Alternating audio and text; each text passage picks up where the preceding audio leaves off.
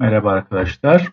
Fasiles Antik Kenti'nin limanlarının üçüncüsü Kuzey Limanı olarak bilinen liman. Hemen Doğu Limanı'nın ya da diğer adıyla Kent Limanı'nın ya da Askeri Limanı'nın hemen kuzey tarafında bulunuyor. Onun devamı gibi biraz daha geniş bu Askeri Liman'dan Kuzey Körfezi boyunca devam eden kaya kütleleriyle antik dönemde burası büyük oranda demirleme yeri olarak kullanılmaktaydı.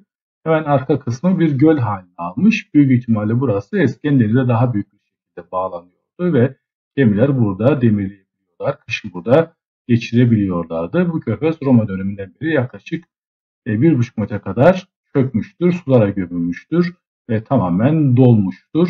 Bu yüzden şu anda Faselis'in merkezine doğru giden araç yolunun altında kalmış vaziyette. Yine çok fazla denize girecek noktalar yok. Yine de insanlar bu noktaları kullanmaya çalışıyorlar. Üçüncü bir plaj olarak da kullanılmaya devam ediyor.